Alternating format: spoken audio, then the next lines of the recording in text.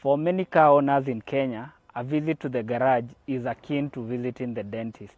You walk in thinking your car has a minor mechanical problem, but after a brief inspection, what you thought was a 5K appointment ends up costing you 20 or even 30, 40, even 50,000.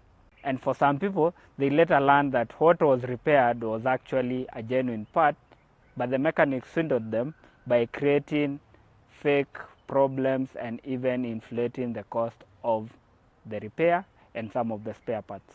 One of the challenges most Kenyan car owners face is that the vehicle repair system is mostly informal, and how much you pay to the mechanic is determined by how well you bargain as well as how well you know each other. So that is, if your mechanic is your friend, the amount may be lower. If you are new to the garage, for example, you are visiting a new town, the cost you pay may be a lot higher.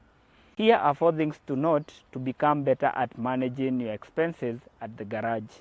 So number 1 is to work with referrals. Work with mechanics who have a good reputation, either from friends or from relatives who has worked with this mechanic. With mechanics, many are called because of the passion they have for the job, but there are many others who are tempted or they become rogue because of greed, and the objective of making money supersedes the need to help people with their car problems. Referrals also includes giving an honest review to your friends whenever you have seen either a good mechanic or a rogue one, so that even people who come to the garage or to that garage are aware of what to expect. And eventually, even rogue mechanics will be incentivized to become better at their job because they know there is a feedback system matches.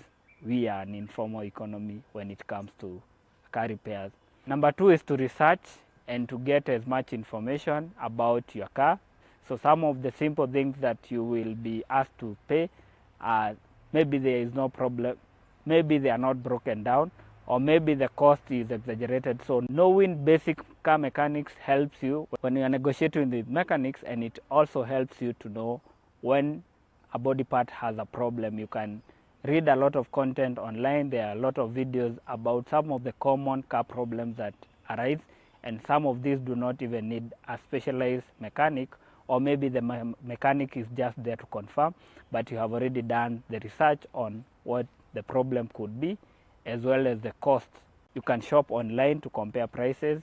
You can consult on car groups on Facebook as well as WhatsApp to get an estimation of a certain spare part before you commit your money to it. Number 3 is to learn that cheap is expensive. Sometimes rogue mechanics may ask you to buy something that's ex-Japan because it has been used in Japan, but in actual sense it's a spoiled spare part. If something has broken down and you are being given an alternative to buy a much cheaper spare part, it's always good to be alert unless you are an expert in that, or you can tell which one is genuinely ex-Japan and which one is a spoiled part that came into Kenya and has been used. It's always good to be wary of cheap deals that the mechanic refers to you, because at the end of the day, you do want to spend money for spare parts that will only serve you for 2 weeks or even a week.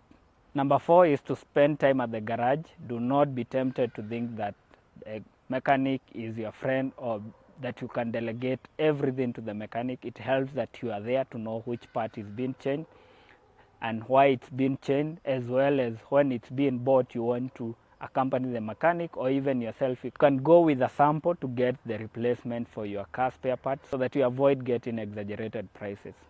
Money254.co.ke has written more about some of the tips you can use to get better at managing your expenses at the garage.